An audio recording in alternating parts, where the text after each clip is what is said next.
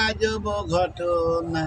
সবখানে সাপুরের কন্যার নামে জরিনা জরিনার মানাই জরিনার মানাই বাপ নাই দাদির সাথে ঘুরে বেহুলা কায়ের গানে পরান পাগল করে জরিনার বয়স হলো হাতে ছিল প্লাস্টিকের চুরি গলায় ছিল পুঁতি দানা পরুন নিজাম শাড়ি বরণ কাঁচা সোনা বরণ কাঁচা সোনা হাত দোকানে লাউলতি কার ডোগা বুড়োতে বিজলি মাখা চাউনি ছাপা নাকা ঠোঁটে মধু মাখা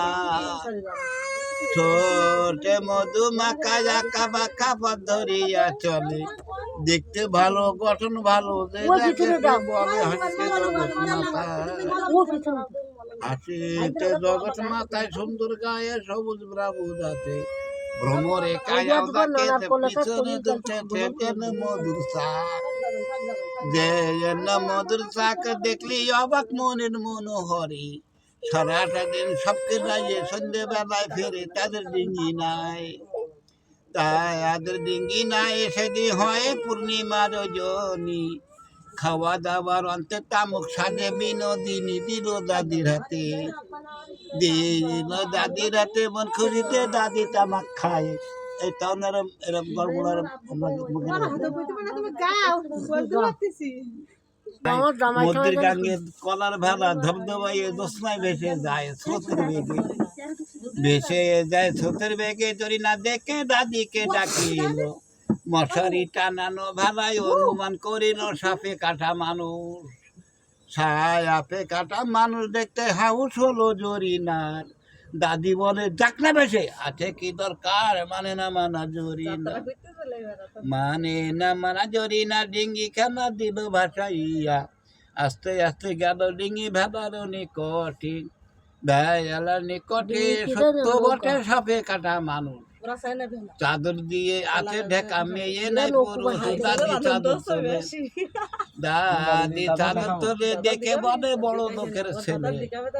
মুখের সাথে কাগজ বান্ধা নিল হাতে তুলে জরিনা পড়ে দেখে কয় দাদিকে বাড়ি সান পুকুরে 6 দিন মরেছে সাপে কেটে 6 দিন মরেছে সাপে কেটে সবটি মারা পড়ে নাই আপনি মারা পড়ে নাই আর ছেলে নাই একটি মাত্র ছেলে এনে ক্লাসে পড়তেছিল ভাগ্য গেছে টোলে পত্রে লেখায়